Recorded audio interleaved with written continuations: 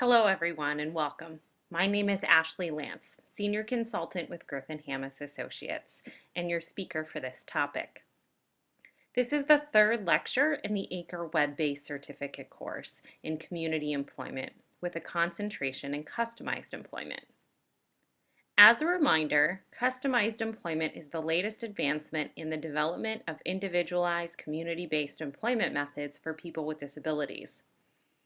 In this lesson, you will learn about the emerging practices in employer development and how we move through the process of discovery to job development. This lecture will provide you with additional information to what you've learned through the Relias course, your readings, discussion postings, and assignments.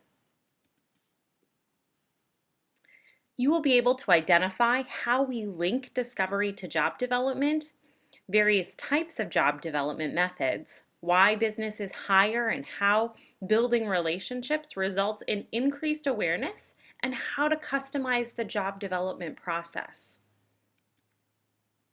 Let's get started by looking at approaches to job development. Customized employment is only one of various methods to support people to obtain employment. Supported employment is a traditional method that many of us started using as brand new job developers. This approach often uses labor market statistics, sales approaches, and can involve filling out applications and supporting job seekers to fill an opening rather than creating something. Another model used to support people to obtain employment is individualized placement and support. This method uses 8 guiding principles to drive the employment process. It's an evidence-based model that's been researched specifically supporting those who experience mental illness. And customized employment, termed by the Office of Disability Employment Policy, uses a competency-based approach as opposed to traditional methods of assessment that Patty discussed in webinar number 2. Customized employment starts with learning about who the person is, where they are at their best, in various environments from various people, and those environments don't include facility-based settings.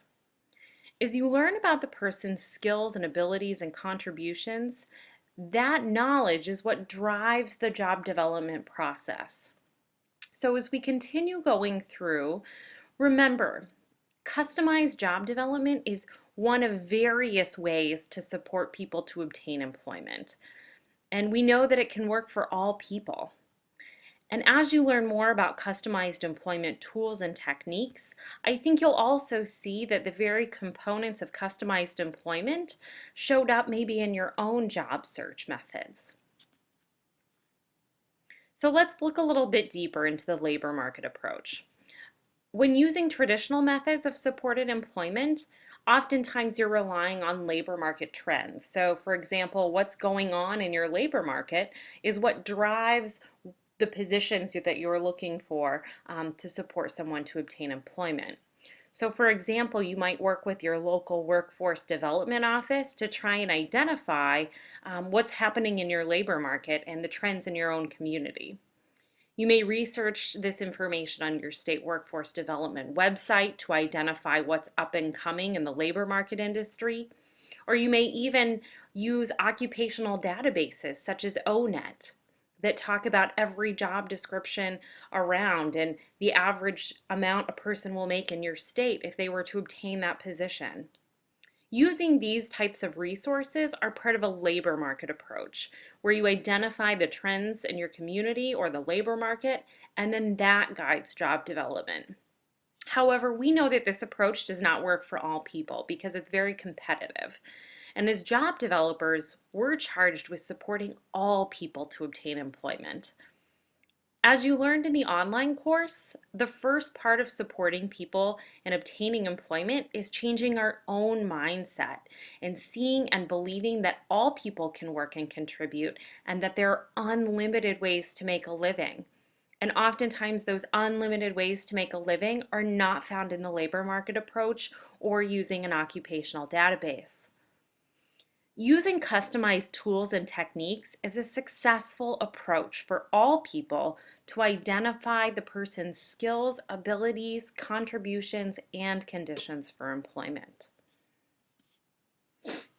As you learned in webinar number 1 and 2, there are 4 phases that make up customized employment. The first phase that Patty talked to you about is discovering personal genius, or the process of discovery. 2, cultivating employment opportunities. So we take what's learned in discovery and we start applying that and looking at the job development process.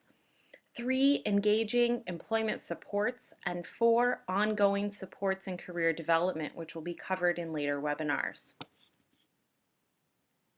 This webinar will focus primarily on phase 2, cultivating employment opportunities or job development.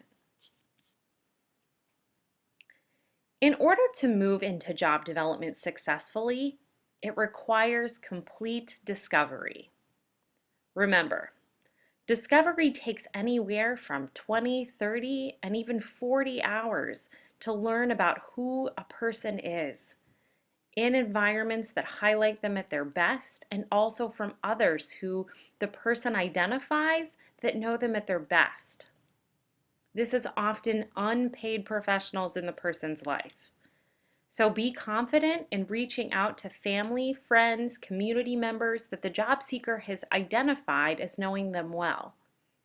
Think about yourself. Who in your life knows you at your best? Customized employment also requires that we work with one job seeker at a time.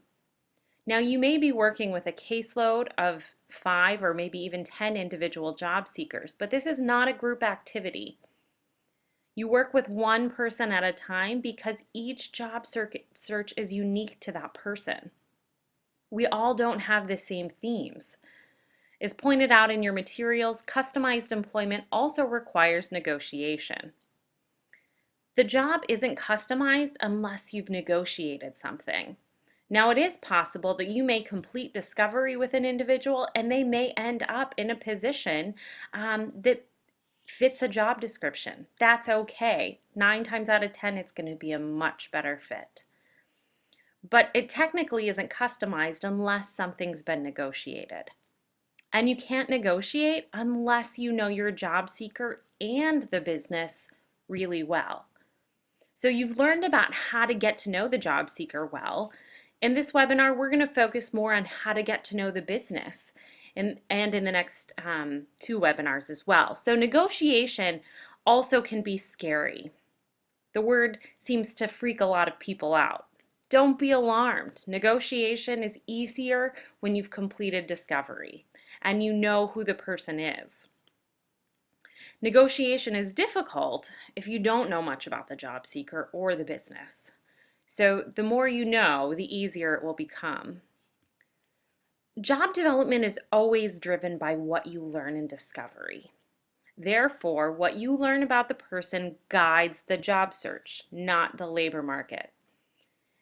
The emerging themes that are identified within discovery, oftentimes they're not going to align with a labor market trend, and that's great. That's okay. So remember that businesses are always hiring and that there are unlimited ways to make a living. For example, let's say you've been working with Joe for the last 6 weeks, a couple of times a week, and you're finishing up discovery. You've completed his home visit, you're learning that he bakes with his grandmother every weekend, and often while at the grocery store always wants to pick up a cookbook. He also spends significant time in the kitchen when he's at home and offers to make his roommates dinner almost every night. Joe also has a passion for mowing lawns. You learn from his mom that since the age of 10, he's always been interested in lawn mowers. And he learned how to mow the lawn by age 12. His grandfather taught him, and oftentimes you find that he spends time with his grandfather tinkering with tractors and mowers every weekend. When you saw Joe's room during the home visit, you also noticed that everything was very organized.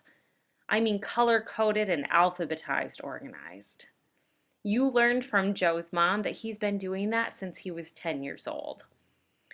So you come to the conclusion through various observations and through various conversations with those who know Joe best that he has emerging themes in baking, agriculture, and organization. In customized employment, we take the list of 20 and then we start exploring those overarching interest areas, and we start with informational interviews. We start digging for information and asking for advice, because you don't have to be an expert in every career field.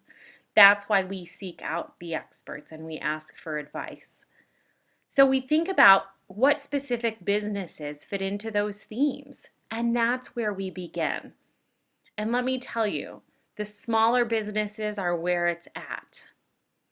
We don't start by saying, let's apply to Walmart or Target or the local grocery store after discovery's been completed, unless those were to fit into the themes. And again, we really encourage you to stick to small artisanal businesses and to stay away from retail, as you learned in the online course series.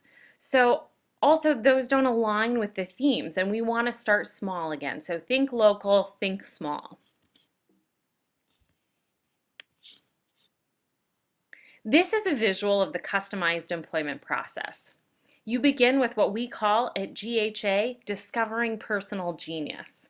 This process of discovery is where we learn about who the person is. Again, we use home visits, informational interviews as well, observations, and we also, don't forget, connect someone with a benefits planner if applicable.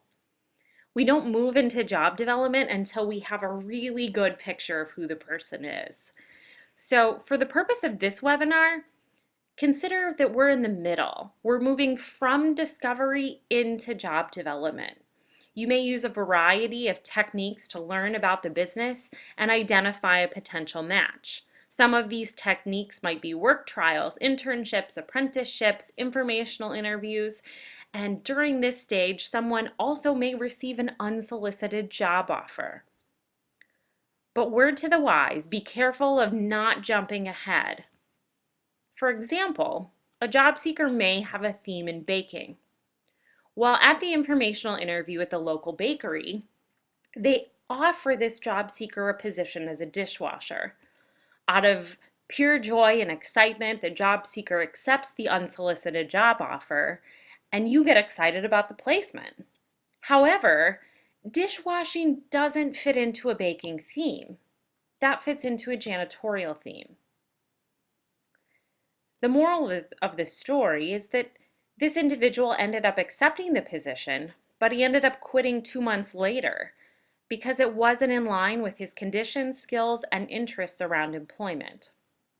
So as you can see in the visual, we must start with discovery, and then we move into the job development process.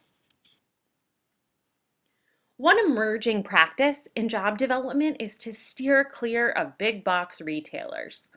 We miss the boat by not getting to know our communities more and missing the artisanal small businesses that truly make up the fabric of our community. As you can see in this pie chart above, only the smallest, tiniest sliver that you can barely see of the pie, that represents large 500 plus employee businesses. Oftentimes, that's where we're starting job development in a more traditional approach. And we miss that there are over 27.9 million small businesses in our country. That's the big green part that you see in the pie chart. And we miss these businesses all the time. No matter what community you work in, there are small businesses all around you. They often are not going to have a sign outside, but you learn about them through social capital, through conversations, relationship building. That's where you will find them. Additionally, when we work with small businesses, we can also circumvent that HR process that many of us get stuck at when you approach a big box retailer. And that also makes it difficult to customize. Many small businesses don't have those HR departments to turn to turn you away, and you can connect directly with the owner and or the decision maker. So making the opportunity to customize much, much greater. Let's look at foregoing the traditional employment process. On the left, you see traditional methods. On the right, we look at customized methods. Traditional methods include going to those big box retailers, filling out the application, and competing for a job that 300 other people applied to. Also, it's sales-based. We're filling out, again, paper resumes and applications asking, are you hiring? And approaching HR that oftentimes turns job developers away. You're also looking at job descriptions and filling openings. That process doesn't work for all people, and we know that. Through customized methods, we're looking at artisanal, small businesses. Again, those businesses that make up the fabric of your community that oftentimes aren't going to have a sign in the front yard. And it's not going to say we're hiring either. But remember, businesses are always hiring. Customized methods also, instead of a paper resume, we're using visual resumes or a visual portfolio, which we'll touch on briefly later in the webinar. Applications only become a necessary part of the process. That's not how you're getting the job. It only becomes a formality. And we go in changing the conversation from, are you hiring, to, I need some advice. We're asking about, hey, I'm supporting a job seeker that is super passionate about automotive, and I hear you're the best place in town. Is there any way we could come pick your brain for 10 or 15 minutes? The conversation changes, and people connect over a shared interest. Everyone likes to hang out with people who are like them, right? And we think in themes instead of job descriptions, because remember, job descriptions are limiting and themes are overarching and can fit different types of businesses within them. So think overarching. Businesses hire and retain employees when they bring a contribution to the business that results in a better bottom line. That might be providing an additional service to their company. It might be offering better customer service, shorter wait times, etc. You don't know what the job seeker will bring to the business until you get to know the business. So just as you learned about the job seeker in discovery, you've also got to take the time to get to know the business. As you learned in the online course, many job seekers bring a college education, a specific training, or a certification, or years of experience on the job. When folks don't have those traditional contributions, we can look at more creative approaches such as resource ownership. This is where the job seeker brings an item, a piece of equipment, a tool to the job, and that increases the business's bottom line. We can use creative funding approaches such as a plan for self-support or a pass plan to assist that person in resource ownership. We'll discuss potential examples of this later in the webinar.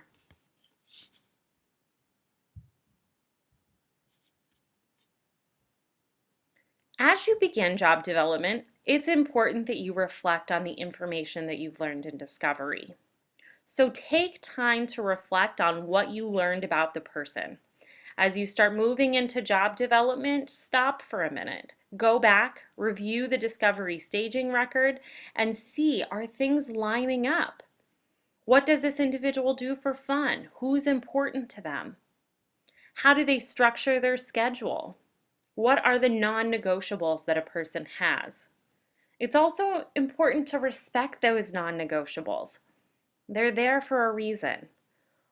All of this information drives job development. And it's important to reflect on it because we can forget about it when we get into the job development process or if there's an unsolicited job offer. If you don't respect what you've learned in discovery, making a bad job match can be the result. Therefore, as we move into talking to businesses, it's important to target those identified in your list of 20 and that fall under those themes.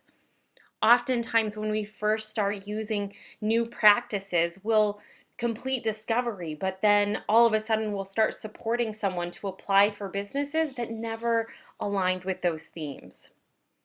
So just remember, take time to reflect on what you've learned about that person in discovery. Job development can be accomplished through the use of informational interviews, job shadowing, observations, paid work trials, apprenticeships, internships. Again, all the places that you would explore would be directed by what you learn in discovery. The job seeker's skills, interests, abilities, conditions for employment all drive the process. And oftentimes you can start with an informational interview and it can result in a potential opportunity for a job shadow or a paid work experience. People often get stuck when doing job development because they feel like they don't know anyone. This is the furthest thing from the truth. In your assigned readings, you're going to find social capital forms. I encourage each of you to complete those forms. Make it a competition at your organization to see who knows the most people. Also encourage others on your team and even in your agency. So those who work in your residential services or even your CEO, have them complete the forms as well. You'll be surprised how much social capital you and everyone in your agency has. Additionally, job seekers and their families also have social capital. Use these folks to learn about their industries. They are an expert and you're the detective or the journalist who's digging in and trying to learn more about how their business works. This is how we identify unmet needs within a business. So start using that social capital.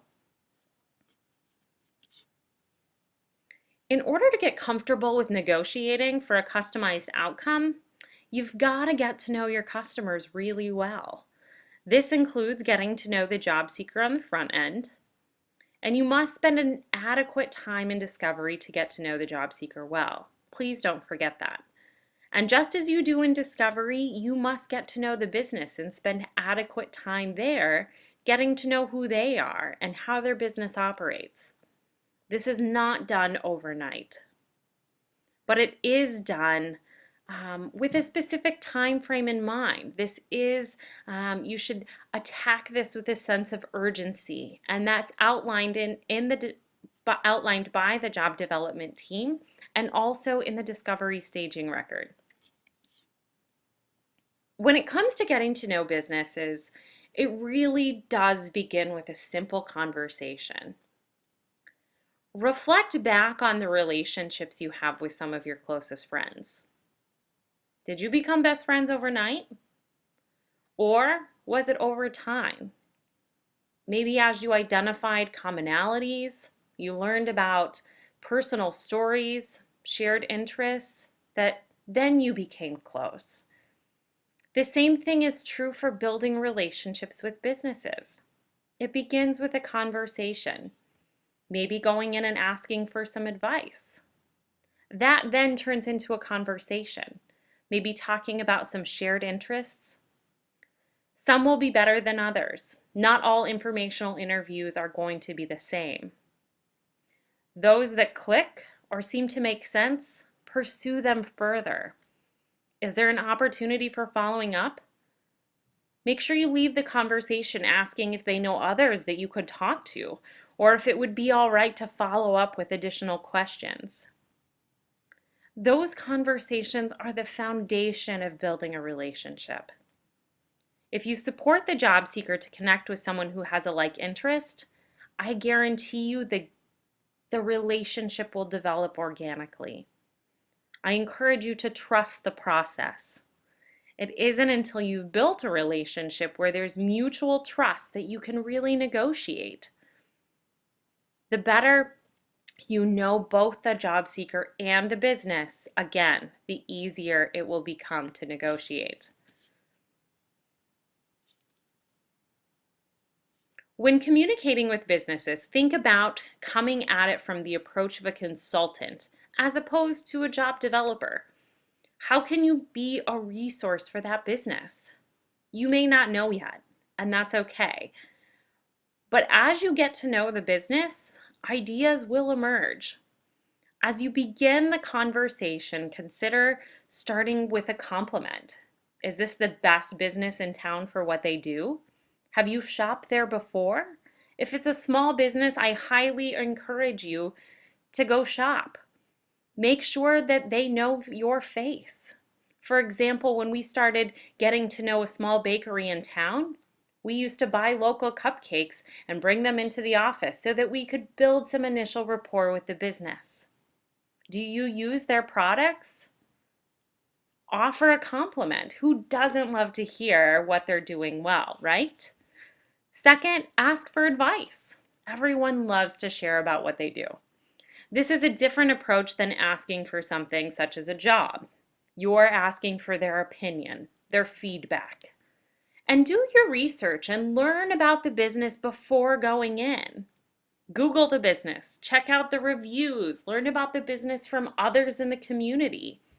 Reflect back on those social capital charts that you filled out and then identify, oh, our CEO knows the person who owns this business. Have them connect you. Go to their website.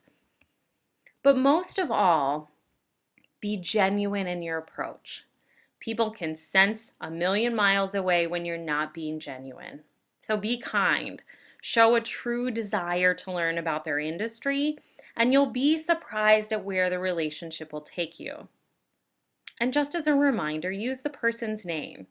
Be sure to remember the person that you are talking to, and be careful of criticism as well. The last thing we want to do is criticize a person's business. Once you get to know them, you'll still learn for areas of opportunity as you get to know the business. Just as you used informational interviews in discovery, you'll use informational interviews in job development. Informational interviews are intended for you and the job seeker to learn from an expert in an identified theme or interest. The intent is not to ask for a job. Let me repeat that. The intent is not to ask for a job. That's essentially asking for marriage on the first date. It's way too forward and it's going to shut the conversation down quickly. We don't get to negotiation when we jump into the relationship too fast. This is the get to know you period. You want to get to know the business. You do that by asking for advice. So for example, hey, my name's Ashley. I'm a career counselor supporting a young professional who's super passionate about muscle cars. I hear that you're the best business in town and passionate about this as well. Any chance that you have 15 to 20 minutes to talk to us or give us some advice? Again, we are only asking for advice. This is your first chance to ask about the business. And again, also reference your assigned readings. Here's an example of how one informational interview can lead to the next. During discovery, we identified that one of the job seeker's themes was avian. He had a really strong, clear passion for chickens. So he raised 3 chickens of his own. He designed a chicken coop for them to stay in. Additionally, when we spent time in his home, he had a vast collection of books about birds, about chickens. Even some of them were antique books. He showed us his skills by the way he handled and took care of his chickens. We started with an informational interview, and this informational interview was at a business called Urban Farm and Feed. They sold local organic eggs and had their own flock of chickens that they cared for. And we found this business through a contact on the individual's team. The conversation began there with Urban Farm and Feed. There, in their store, they had posted where they got all of their local eggs from. And you can see these connections all over the business. You just have to look for them. In the slide, you see a sticker that says Farm Fresh Eggs. Under that, they listed where each of their eggs, their organic eggs, came from. So we decided to go to one of the family farms that was listed and known very well for having fantastic eggs. So when we connected the job seeker with this local chicken farmer that was listed on the fresh farm eggs, they immediately had a connection. I can't tell you enough how important it is to connect people with like interests. Once the business owner and the job seeker met, our job really just became observation. We didn't need to do any of the talking. The job seeker immediately started asking questions about the farmer's business, the chickens, and they ended up having this beautiful informational interview that quickly turned into more of a tour. And then we were there for an hour, hour and a half, just learning about her, the chickens, and her farm. They immediately connected. The next week, the job seeker received a book from the business owner about how to start his own business around chickens. And again, did I mention that this business had no signage whatsoever? Let's look deeper. Here's a photo of the business. It's a residential house. Inside the house is a side room that runs on an honor system. So you can walk into this side room within the house, and that's where they sell their eggs, meat, and honey. And it's on an honor system. So you put your money in a box and then you take your product. So if you were to drive by this home, you would have no idea that a highly successful business operates there. So that's why getting to know your community and connecting with small artisans makes all the difference in job development. The job seeker remains in contact with the business, and she serves as his mentor. So as we reflect back on this story, the woman does not employ the job seeker. That was not the intent. The intent was to get information from her about an industry that we knew nothing about. And what's cool is now he has social capital too. He's also now has a relationship with someone who's not a paid professional in his life, but shares a passion, the same passion that he does. Let's look at another example. This is an example of an informational interview that we completed with a young man who had a passion for coffee. It's a little specific, but this is a picture of the coffee roaster. So when we connected with this business, again, they roast coffee and they have a coffee shop inside their business and sell different coffee products to different coffee shops. So we learned about the business and that they had had incredible growth in the past couple of years. They were already outgrowing this brand new roaster that you're looking at now. The job seeker we were supporting was only there learning about the process of roasting. But the next step was to then ask for the opportunity for him to come back and get his hands dirty and ask if he could observe and assist with the roasting process. So depending upon how that goes, there may have been opportunity for resource ownership for the job seeker maybe to potentially purchase his own coffee roaster because they're outgrowing this one. So what if the job seeker presented to the business, if I could bring my own coffee roaster on site and help the business increase their production and profit quickly? Because one of these roasters costs thousands and thousands of dollars. But maybe the individual could have used a past plan, a plan for achieving self-support to be able to purchase that roaster and come alongside and help them increase their profit. So again, we didn't know this about the business, that they were bursting at the seams and selling their coffee, until we spent about a good hour with them learning about their business and asking questions that evoke that information. Another example of an informational interview is this auto body store that you're looking at. This informational interview showed us that not every car shop is what it seems. You've got to get in there and learn. Ace Body and Motor doesn't advertise. This place only goes by word of mouth. It's family owned and prides themselves on being a Christian auto body center that's known for their personable service. But if you look closely, it's actually a business within a business. In the white building on the left-hand side of the picture, the owner's daughter runs a hair salon. It's a great example of how you can merge themes, create a business within a business that helps the bottom line. I mean, really, who doesn't want to drop their car off and get their hair done at the same time? The business is now also considering putting in an espresso machine and a coffee bar to also better serve their customers. As you complete informational interviews with the individual and the job seeker, you're wanting to capture them doing things. That's what makes up a visual resume or a visual profile. So instead of completing a traditional resume that highlights previous work experiences, you may be working with a job seeker who has no previous work experience. But man, do they have tons of skills, abilities, and contributions. And so our role as employment professionals is to capture that information. And when we capture it visually, so for example, an individual roasting coffee, I'd want to take pictures of him roasting the coffee and place that into his visual resume or portfolio. So as you follow the process and trust the process, capture images of people doing things and consider using a visual resume or portfolio to represent the job seeker.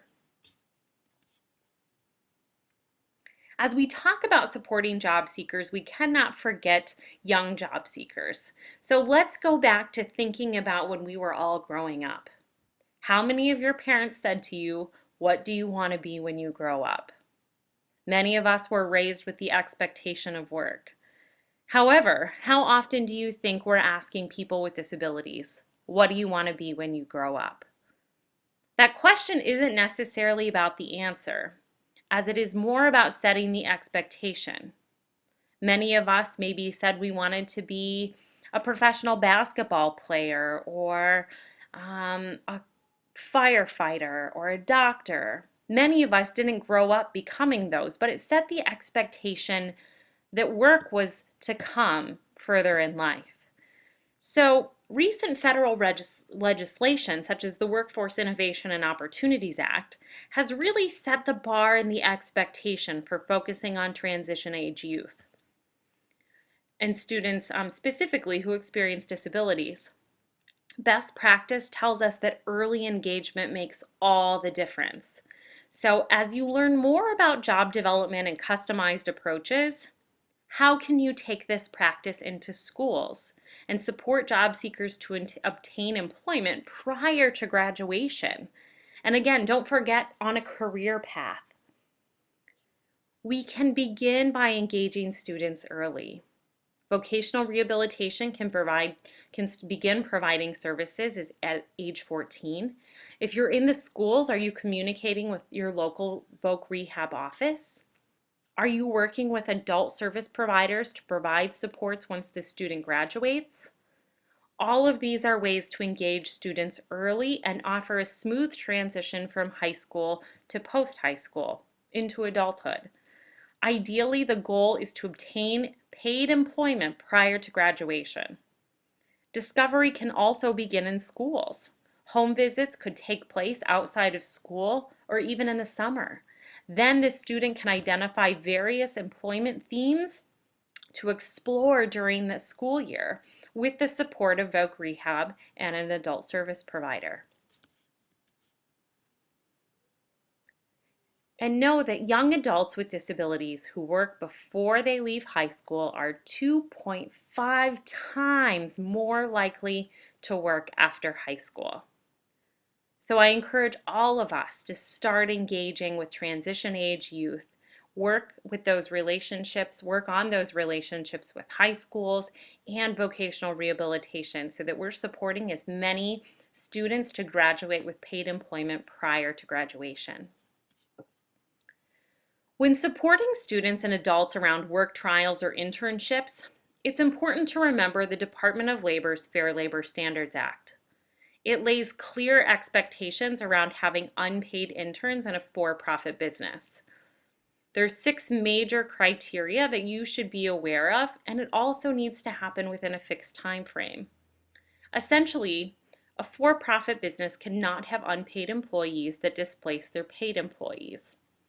You can find more information about this on the Department of Labor's website. The following 6 criteria must be applied when making the determination. 1, is the internship, even though it includes actual operation of the facilities of the employer, is similar to training in which would be given in an educational environment. 2, is the internship experience for the benefit of the intern. 3, the intern does not displace regular employees, but works under close supervision of existing staff.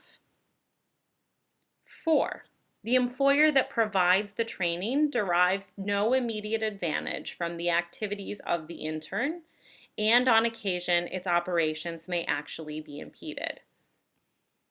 5, the intern is not necessarily entitled to a job at the conclusion of the internship. And 6, the employer and the intern both understand that the intern is not entitled to wages for the time spent in the internship. Again, all of this information and what I just shared can be found on the Department of Labor's website under Fair Labor Standards Act. Many of you are probably wondering, well, where's the funding? How does the funding work? I encourage each of you to work within your states to connect with your local vocational rehabilitation office, your state Medicaid waiver services. Many times we can braid vocational rehabilitation and waiver services to be able to better support the job seeker. You may also consider using Ticket to Work funds or using county or regional funds that are specific to your state and the area within you live within your state, that there can be additional funds. You oftentimes just need to reach out to your county or regional boards to explore what those are. So really, community development is essential in everything that we do. As you complete this course, our hope is that you are reflecting on your current practices and saying, what could I do differently? What can I add or change to provide more individualized services? Anytime you make a change, it's going to ruffle a few feathers, and it takes time to integrate new ways of doing business. To help communicate those changes to stakeholders, consider holding family meetings at your agency. Invite families and job seekers and share with them how you're improving or changing services to be more individualized and meet the needs of your customers. You may consider attending case management or service coordinator meetings to share how you'll be using a more customized and individualized concept so that they know of the changes as well, that you won't be using as many traditional methods of filling out applications, but doing more informational interviews to get to know the community. Also consider presenting to your local vocational rehabilitation office and workforce center. The more that we can work together as a team, the better the outcomes. So job development is all about getting out of your comfort zone. Many of us get stuck when it comes to building social capital. So I remind you that it all starts with a conversation. Give yourself some grace, and remember, every contact should not develop into a job. It's about building and supporting long-term careers and matching personal skills, interests, abilities to the business's unmet needs. So get out of your comfort zone and start having conversations with those around you. Tap into those small businesses that don't have a sign outside their front door, and get out of your comfort zone. I encourage you, for more information, to go check out our website, griffinhammis.com, and also follow us on Facebook. Thank you.